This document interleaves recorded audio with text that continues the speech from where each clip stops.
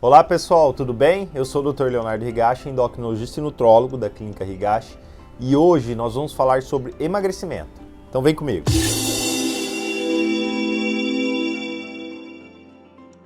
Uma das perguntas que mais recebo no meu dia a dia é: doutor, como faço para emagrecer? Eu tenho muita dificuldade, já tentei de tudo. Então eu resolvi gravar esse vídeo para vocês falando sobre 10 passos importantes que, na minha visão de especialista, acho importante para quem busca um emagrecimento saudável. Primeiro ponto importante é o que leva uma pessoa a engordar. Logicamente, o excesso de peso é uma condição multifatorial. Eu já mostrei esse slide inúmeras vezes em palestras minhas e vídeos, mostrando que existe sim uma tendência genética de excesso de peso associado a inúmeros fatores que fazem a pessoa engordar, como falta de exercício, alimentação inadequada, distúrbio dos hormônios, existem fatores psicológicos, de flora intestinal e até mesmo de medicamentos. Então, o primeiro ponto que eu queria falar com vocês é a respeito sobre déficit calórico. Não há dúvida que o mais importante para emagrecer é a alimentação. Não importa qual dieta que você faça, o mais importante é você fazer um déficit de energia. Ou seja, se você gasta 2.000 calorias, não adianta você consumir 2.000 calorias. Você não vai sair do lugar. Você sempre tem que fazer um déficit energético. Independente da dieta, se a dieta ela for baixa em carboidrato, baixa em gordura, paleolítica, mediterrânea, porém os estudos já mostraram que numa mesma dieta, com a mesma caloria, uma dieta mais baixa em carboidrato é que melhor responde, como esse estudo mostrou, principalmente nos primeiros 6 meses de tratamento. Depois, a tendência a longo prazo é diminuir essa diferença entre as dietas convencionais, mas o importante, com certeza, é o déficit energético. E para eu saber, então, quanto de déficit energético uma pessoa precisa, o ideal é fazer uma avaliação, pelo menos de uma composição corporal, que pode ser feito através de um exame chamado de bioimpedância, e mais precisamente, para eu saber quanto de energia que a pessoa gasta, ela pode fazer um exame chamado de calorimetria, que é um exame que mede, através do consumo de oxigênio e o consumo do gás carbônico, quanto de energia e qual o metabolismo basal da pessoa, ou seja, quanto que ela gasta de energia. Lembrando que quanto maior o déficit calórico, maior é a perda de peso. Porém, também, quanto maior o déficit calórico, maior é a chance, a possibilidade de você também perder massa muscular, o que também acaba tendo uma influência no seu metabolismo. Então, o ideal é você fazer uma avaliação precisa e saber se você é uma pessoa que tem bastante músculo ou pouco músculo, assim podendo determinar o quanto de déficit calórico essa pessoa precisa para ter resultados, então, melhores e duradouros. Falando em déficit calórico, um dos grandes vilões com certeza são as bebidas alcoólicas, o que acaba impedindo que você tenha esse déficit de maneira significativa. Então, tomar cuidado com bebidas alcoólicas. Por exemplo, uma cerveja tem quase 150 calorias. Se você toma 3 cervejas, você tomou 500 calorias somente em cerveja. Isso acaba dificultando muito o seu emagrecimento. Segundo ponto importante é a prática regular de atividade física. Não há dúvidas que o exercício é importante para a saúde e para o emagrecimento. Porém, as pesquisas mostram que para você emagrecer usando o exercício como fonte de emagrecimento, são aquelas pessoas que praticam 1 hora pelo menos 6 vezes na semana. Agora, se você tem pouco tempo de realizar atividade física, vocês têm que aprender a treinar de maneira intensa, né? Os estudos mostram que um treino HIIT, que é o High Intense Interval Training, você consegue a mesma efetividade de emagrecimento que o treino moderado com 40% de tempo menor, que é uma saída para aquelas pessoas que não têm muito tempo para fazer atividade física e assim também obtendo bons resultados. Outra estratégia interessante para otimizar o exercício como forma de emagrecimento é praticar o exercício em jejum. Estudos já demonstraram, inclusive já gravei vídeo sobre isso aqui, que uma atividade física aeróbica em jejum pode propiciar a perda de peso, inclusive fazendo mais oxidação de gorduras, né? Então poderia ser uma estratégia também válida para o emagrecimento. Lembrando que a maioria desses estudos foram feitos em pessoas jovens e saudáveis, não sendo indicado fazer exercício em jejum nas pessoas mais idosas ou que tenham comorbidades ou tomem algum medicamento que impossibilitem isso. E é muito importante, tanto na atividade física como na alimentação, estímulos diferentes. Lembrando que nosso corpo se adapta muito fácil a qualquer tipo de atividade física, a uma alimentação. Então, estímulos diferentes sempre vão gerar mais resultados. Terceiro ponto, vamos falar sobre equilíbrio hormonal. Não há dúvidas que os hormônios são fundamentais para o emagrecimento. A grande maioria das pessoas que estão acima do peso estão com uma coisa que a gente chama de resistência insulínica. Insulina é o hormônio que é liberado com a alimentação, principalmente carboidrato, que bota a glicose para dentro da célula. O problema é que uma vez que a pessoa engorda, principalmente na região abdominal, essa insulina começa a não trabalhar direito. E aí cada vez que ela come, ela tem que liberar mais insulina para botar a glicose para dentro da célula. E nós temos duas vias metabólicas de ação da insulina, uma da KT-PI3 quinase que bota a glicose dentro da célula, essa via fica resistente, e a via da MAP, que é uma via anabólica, que nunca fica resistente. Então, a resistência insulínica cada vez gera uma hiperativação da via anabólica, gerando mais acúmulo de células de gordura.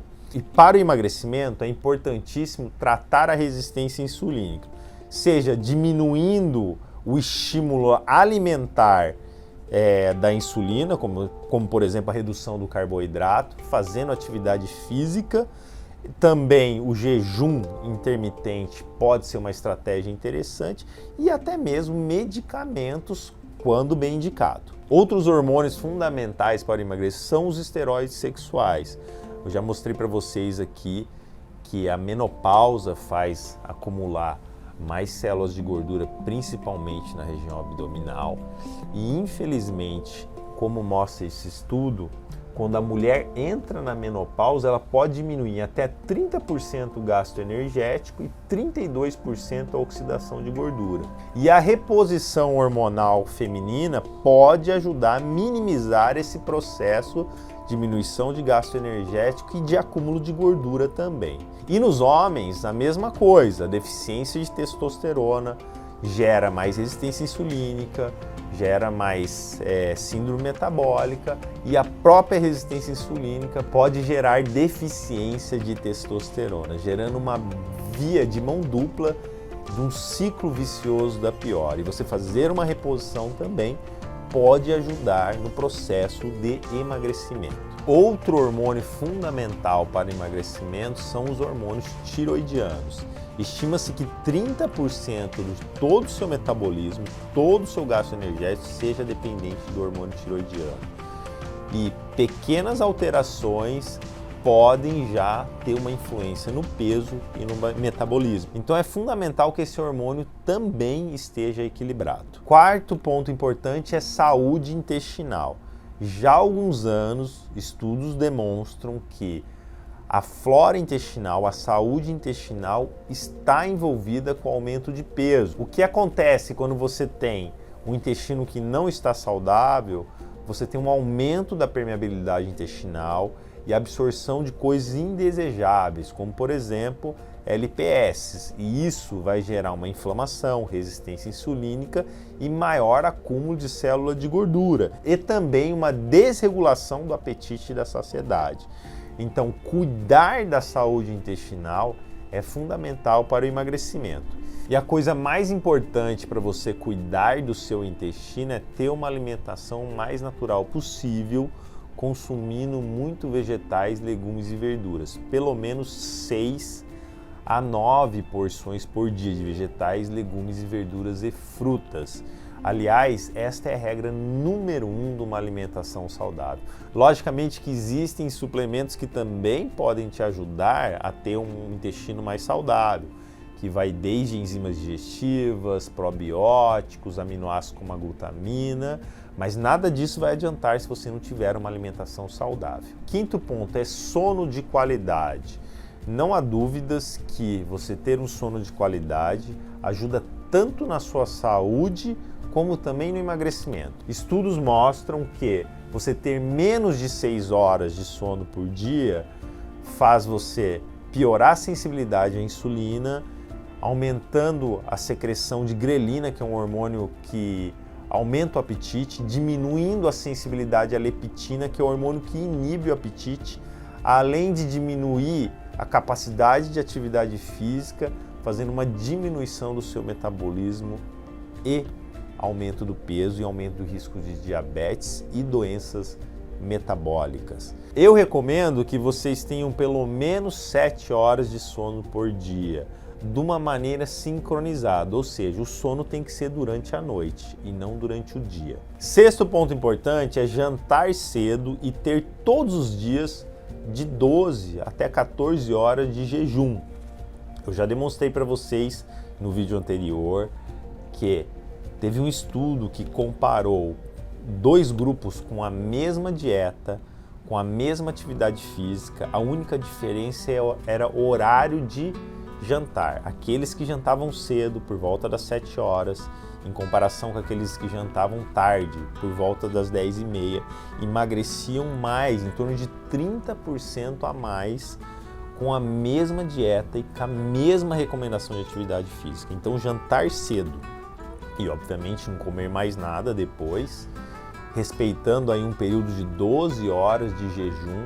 O ideal é 14, que teve estudos que já demonstraram isso, que colocou pessoas obesas com síndrome metabólica e diabetes em 14 horas de jejum, e teve um resultado interessante na perda de peso e na melhora dos parâmetros metabólicos. Aliás, já há algum tempo tem se mostrado que um ritmo biológico sincronizado é aquela pessoa que dorme cedo, janta cedo, come menos à noite, ou seja, menos do que 30% do valor calórico total, acorda cedo. Isso tem um ritmo biológico sincronizado com o dia e isso está associado à saúde.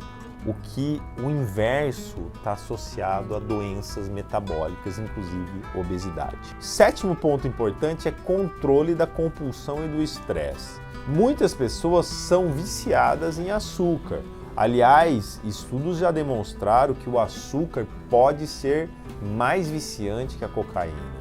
Esse estudo comparou 5 parâmetros de vício e demonstrou que o açúcar empata em 3 parâmetros de vício com a cocaína e consegue ganhar em 2, ou seja, ela consegue ser mais viciante que uma droga, como por exemplo a cocaína. E muitas pessoas são compulsivas e viciadas em açúcar e precisam de ajuda para controlar esse vício.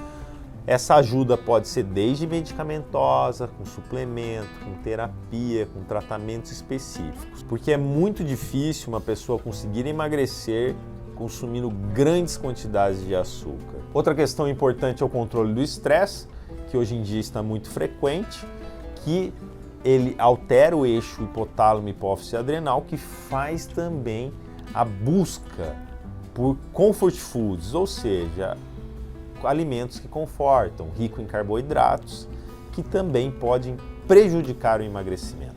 O oitavo ponto importante é a respeito das toxinas ambientais. Talvez seja o mais difícil de se botar em prática no dia a dia. Nós sabemos que tem várias substâncias tóxicas que estão no nosso dia a dia, como plásticos, conservantes, agrotóxicos, metais pesados, que fazem disrupção do seu sistema hormonal, ajudando ao acúmulo de células de gordura. E para você evitar isso, você tem que ter uma vida limpa, uma vida saudável, uma vida natural, com menos industrializados, comendo comida o mais natural possível e se preocupando com o uso desses cosméticos, desses plásticos, desses enlatados. Ou seja, não é uma tarefa muito fácil, mas eu recomendo que vocês comecem a prestar mais atenção nisso, porque isso, além de ser importante, não só por emagrecimento, é importante para a saúde. Nono ponto importante é de medicamentos. Chequem os medicamentos que vocês estão usando. Existem vários medicamentos do uso comum do dia a dia que podem prejudicar o emagrecimento. Nós podemos citar alguns anticonvulsivantes, alguns antihipertensivos, alguns remédios para ajudar no sono, alguns remédios para ansiedade, até mesmo para alergia. E não estou falando para vocês pararem nenhum tratamento médico, pelo amor de Deus, mas sim para conversar com o seu médico, para saber se esse medicamento que você usa pode estar contribuindo para uma dificuldade maior de emagrecimento. 10º ponto importante é eliminar o efeito sanfona. Estudos já demonstraram que toda vez que você emagrece, o seu metabolismo cai. Se você tem um emagrecimento importante, de mais de 10% do seu peso corporal, vai ter uma queda no metabolismo. Isso é um efeito fisiológico do seu corpo. E toda vez que você reengorda, esse metabolismo ele não volta ao patamar anterior, ele vai voltar um pouco abaixo, parece ser um mecanismo de proteção fisiológica do nosso corpo. Nós temos que lembrar que nossa genética é de sobrevivência. Nós somos os genes com maior capacidade de poupar energia numa eventual falta de comida. Ou seja, o nosso corpo não quer que você perca o seu estoque de gordura, que é a sua reserva numa eventual falta de energia. Então, se você vive no efeito sanfona, cada vez mais vai ficar mais difícil para você emagrecer, porque toda vez que você emagrece e volta a engordar, o seu metabolismo vai ficar pior. Então, daqui para frente, tente o máximo possível manter o peso. Mas estudos demonstram que essas alterações metabólicas que fazem você gastar menos energia, ou seja, baixando o seu metabolismo para engordar, e também essas alterações para você aumentar o consumo de energia, o que acontece quando você emagrece, vão persistir por em torno de 2 anos. Ou seja, depois desse período, se você conseguir manter o seu peso perdido por 2 anos, você vai ter mais facilidade para se manter no peso. Então é isso, pessoal. Os 10 passos que eu acho importante para você ter um emagrecimento saudável e sustentável é 1. Déficit calórico, independente da dieta que você fizer. 2. Atividade física, no mínimo 1 hora, 6 vezes na semana. 3. Cuide dos seus hormônios, né? Equilíbrio hormonal é fundamental. 4. Cuide do seu intestino comendo pelo menos 6 a 9 porções de vegetais, legumes e verduras. 5. Sono de qualidade. Ter pelo menos 7 horas de sono todos os dias e durante a noite. 6. O jantar cedo. Jantar cedo e tentar manter de 12 a 14 horas de jejum todos os dias. 7. Controle da compulsão alimentar e do estresse. 8. Tenha uma vida mais limpa, livre das toxinas, o mais natural possível, evitando os industrializados, enlatados, empacotados. 9. Cheque os medicamentos que pode ser que tenha algum que te prejudica. 10. Acabe de vez com o efeito sanfona, senão cada vez vai ficar mais difícil para o emagrecimento. Até a próxima e muito obrigado.